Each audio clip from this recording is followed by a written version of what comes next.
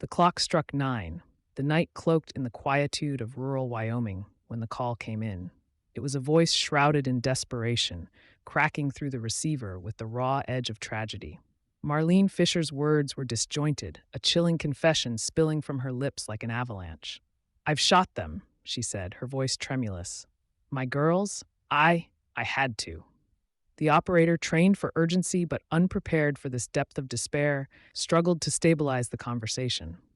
"Marlene," the dispatcher coaxed gently, "tell me what's happened. Where are your daughters now?" But Marlene's coherence faltered, her thoughts a tangled web of guilt and resignation.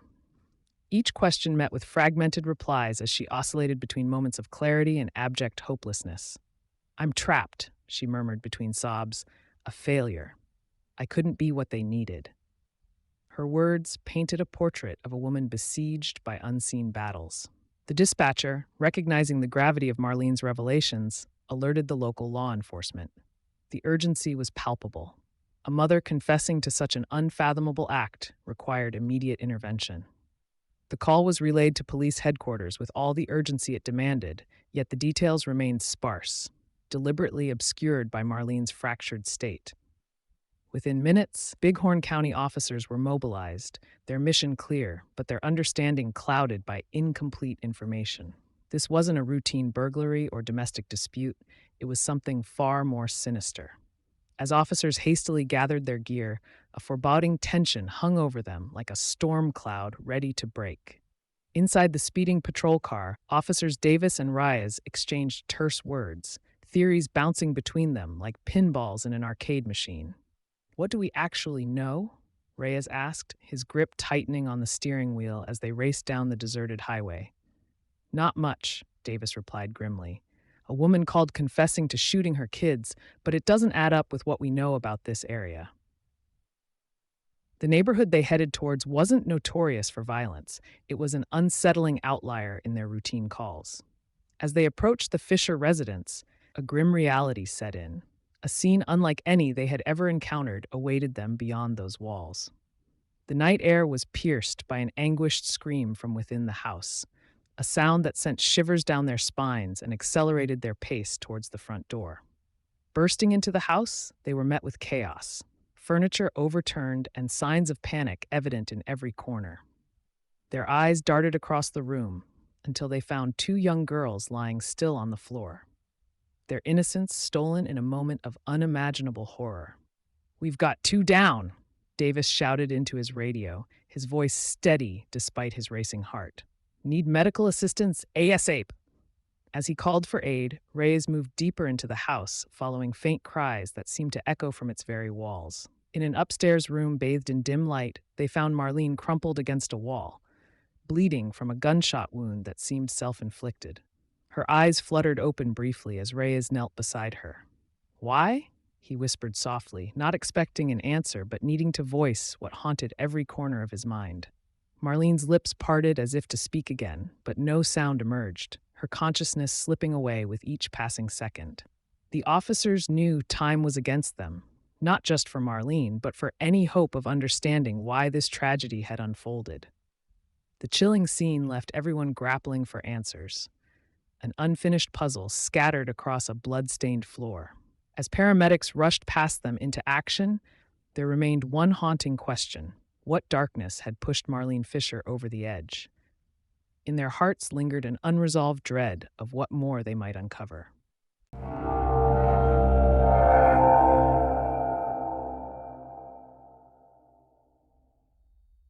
The suffocating silence of the Fisher residence was shattered by the rhythmic thumping of boots on hardwood floors as officers Davis and Reyes rushed into the living room. The air was heavy with the metallic scent of gunpowder and tragedy, clinging to every surface like a haunting specter. Their eyes fell immediately upon the two small bodies, their stillness a stark testament to Marlene Fisher's earlier confession. "Call it in," Davis instructed grimly, his voice a low rumble over the crackling radio. As Reyes relayed their grim findings, Davis moved cautiously through the room, assessing what he could without disturbing the scene, a delicate balance in the aftermath of violence. In another room, they found one child barely clinging to life, her breath shallow but present. Urgency tinged Reyes's every movement as he called for immediate medical support. Upstairs, Marlene lay crumpled against a wall, her skin pale beneath a halo of blood. The medics arrived in a flurry, their presence a lifeline amidst despair. They worked swiftly to stabilize the survivors, each second a desperate race against time. As they moved Marlene onto a stretcher, her eyes flickered open briefly, a fleeting acknowledgement of the chaos she had wrought. With the survivors en route to medical care, Davis and Reyes turned their focus to securing evidence before chaos could further mar the scene. The house spoke volumes through its silence. No signs of forced entry pointed them away from external threats and inward towards familial turmoil. Outside, night had fallen fully, casting long shadows that danced across the yard as neighbors gathered in hushed clusters. The media hovered at the perimeter like vultures scenting carrion, their cameras flashing against the darkened sky. Detectives initiated their preliminary examination amidst this backdrop of tension and scrutiny. Every detail mattered. The absence of disturbance at entry points suggested an internal implosion rather than an outside invasion. As detectives prepared to interview witnesses, they faced another challenge: maintaining scene integrity amid growing public and media pressure. The officers' task was as much about controlling information as it was about discovering truth. On the street outside, neighbors huddled together, their faces pale and drawn. Reluctance tinged their voices as detectives approached. Fear of repercussions or trauma kept them cagey. Yet slowly, whispers began to unravel Marlene's recent isolation. A portrait painted with sporadic cries echoing through thin walls and glimpses of her retreating into shadowed solitude. She wasn't well, one neighbor admitted reluctantly, eyes darting nervously toward the Fisher house. We heard things, screams sometimes, but she never spoke to us about it. These fragments hinted at an unstable home life, pushing detectives toward deeper inquiries into Marlene's past.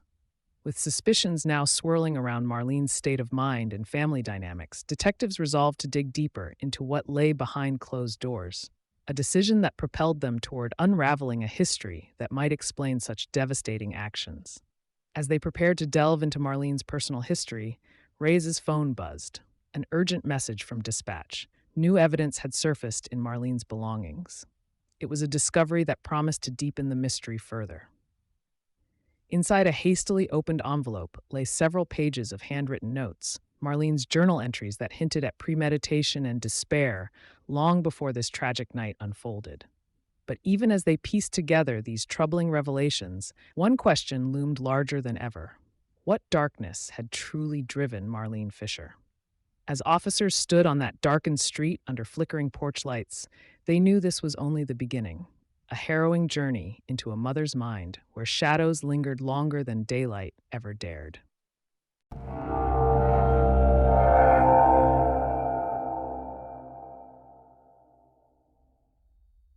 As the first light of dawn, the detectives returned, determined to unravel the mystery that had shattered this quiet community.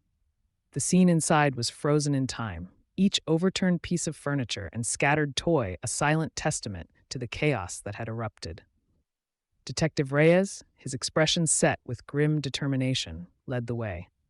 "We need to find anything that sheds light on Marlene's mindset," he instructed, his voice steady amidst the lingering tension. Officer Davis nodded, understanding the weight of their task. The search commenced in silence, each drawer opened with methodical precision. The emotional weight of the incident hung heavily in the air, compounded by the community's watchful eyes as neighbors gathered outside, their whispers filling the morning chill.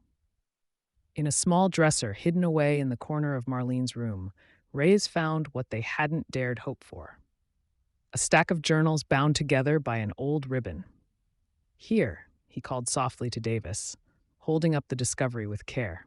"These might hold the answers we need." The journals were carefully bagged as evidence, a crucial step towards understanding Marlene's troubled mind. With their findings secured, the journals were transported to the forensic lab downtown. Here, under the clinical glare of fluorescent lights, analysts and detectives gathered to piece together Marlene's fragmented thoughts. Detective Davis felt a mixture of anticipation and dread as he opened one of the journals. The entries were dense with metaphor and emotion, each page a tapestry of Marlene's escalating despair and isolation. "This isn't straightforward," Davis murmured. "She writes about feeling trapped, like she's failing them." The chilling realization dawned slowly. These were not merely musings, but detailed contemplations of her irreversible decision. Reyes leaned over Davis's shoulder, pointing to an entry that outlined a day marked by calm acceptance, a precursor to tragedy. "It looks like she planned this," Reyes said quietly, his voice tinged with disbelief. Armed with these insights, but still seeking clarity, they decided their next move: a meeting with Marlene's family. It was imperative to understand her mental state through those who knew her best. Midday found them seated in a local coffee shop, where steam curled from ceramic mugs and conversations mingled with the scent of brewing coffee. Across from them sat Marlene's sister and parents, their faces etched with sorrow and defensive anger. "We need your help to understand what Marlene was going through," Reyes began carefully, sensing their reluctance. Her sister hesitated before speaking. "We knew she was struggling, but not this much," she admitted reluctantly. "She withdrew a lot, there were signs we missed." Her admission hung in the air like a confession itself, a regret for what they hadn't seen. The family's mixed emotions made extracting information challenging. Sadness clashed with anger over Marlene's actions. Yet slowly, pieces began to fit together. A portrait of a woman overwhelmed by her own mind. Back at headquarters, Davis and Reyes reviewed everything. Journals filled with despairing prose juxtaposed against family insights of missed signals. They needed an expert's perspective. "We should consult a mental health expert," Davis concluded after combing through their notes. "We need someone who can interpret this more deeply." Reyes agreed.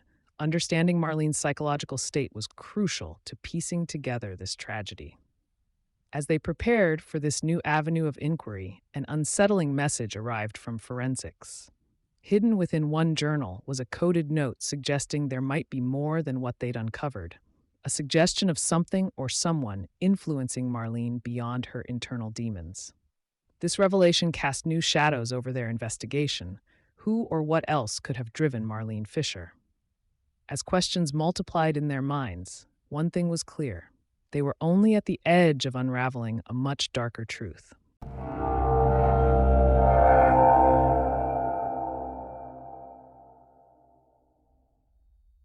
The coded note found in Marlene's journal lingered in Detective Reyes' mind as he and Detective Davis drove to the psychiatrist's office. The morning chill was still in the air, a reminder of the coldness that had settled over their investigation. Their destination was a modest psychiatric office on the outskirts of town, where they hoped to gain insights into Marlene's mental state. As they entered, the psychiatrist, Dr. Larkin, greeted them with a nod, his office lined with books that whispered of years spent understanding the human psyche. "Detectives," he began, motioning for them to sit. "I've reviewed Marlene's journals. They suggest significant mental health deterioration." Reyes leaned forward, the weight of the community's grief heavy on his shoulders. "Can you pinpoint what might have led her to this?" Dr. Larkin hesitated, choosing his words carefully. "While I can't make definitive claims without having evaluated her personally, her writings indicate potential postpartum depression, a condition often overlooked due to societal stigma." His words hung in the air like a persistent fog. This revelation prompted Reyes and Davis to decide on their next step. They needed to revisit past interviews with fresh eyes, searching for subtle cues that might fit this new psychological profile. Back at the police squad room, night had draped its shadow over their work. The room buzzed with quiet urgency as detectives pored over transcripts of early witness interviews. Reyes felt a pang of frustration. How had they missed it? "Look here," Davis said suddenly, pointing to a line in an interview transcript. One neighbor mentioned Marlene had recently stopped seeing a therapist. She feared it would affect her custody of the kids if it became known she was struggling mentally. Reyes sighed, understanding now how societal pressures had boxed Marlene into silence and solitude. Their oversight felt like a personal failure, but now they had direction. Find this therapist. The next morning found them seated in a warmly lit office across from Dr. Eliza Monroe, Marlene's former therapist. Her demeanor was professional yet compassionate as she spoke. I can't disclose everything, Dr. Monroe cautioned, respecting confidentiality boundaries. But I can tell you she was deeply distressed by pressures to appear stable despite worsening depression. Her hands rested on the desk, fingers interlocked, a silent testament to the tension of balancing professional ethics and human empathy. Davis probed gently. Did she express specific fears about seeking help? Dr. Monroe nodded slightly. She worried about societal judgment, how it might reflect on her ability as a mother. Her words painted a picture not only of Marlene's internal struggles, but also of external forces that compounded her despair. Understanding these pressures added a new dimension to the tragedy, a systemic failure to support those silently suffering at society's margins. As Reyes and Davis left Dr. Monroe's office, their minds churned with questions about what more could have been done to prevent such despair from culminating in tragedy. Yet as they returned to their car, Rey's phone buzzed insistently, a message from forensics that made his heart skip. Another coded entry had been deciphered in Marlene's journal, suggesting potential outside influence or coercion. The revelation set their minds ablaze with possibilities. Who or what else had contributed to pushing Marlene over the edge? With every answer came more questions, and as they drove back towards the precinct under a sky heavy with impending snow, they knew their investigation was far from over.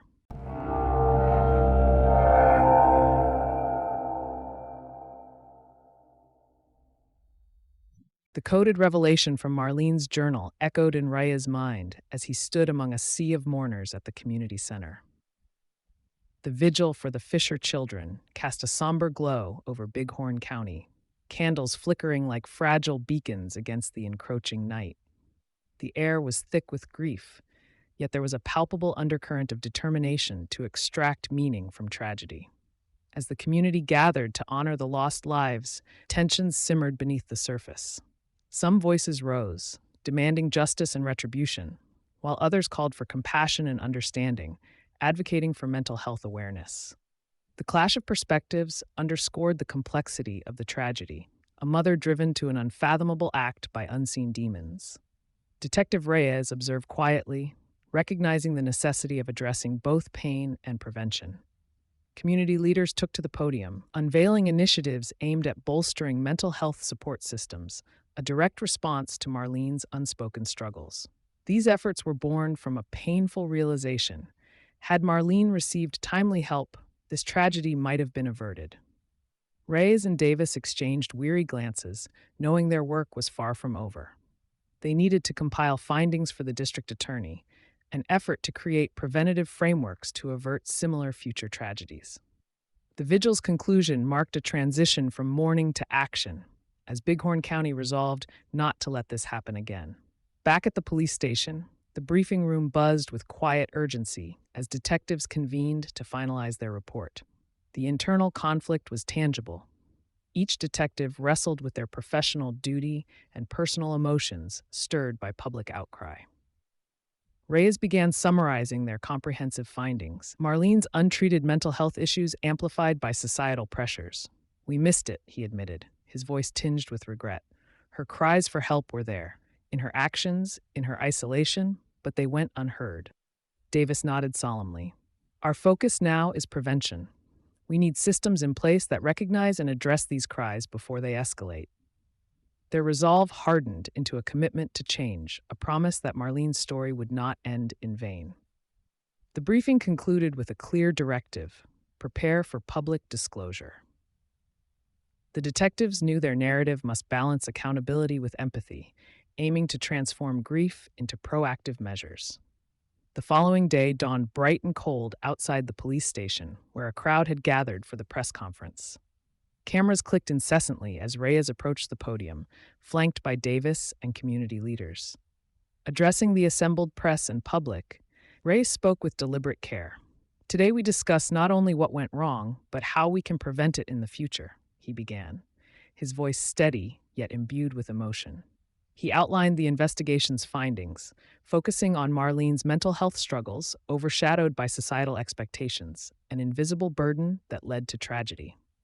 This is a call to action, he emphasized, for better mental health resources and societal understanding. His words sought to channel communal grief into tangible change.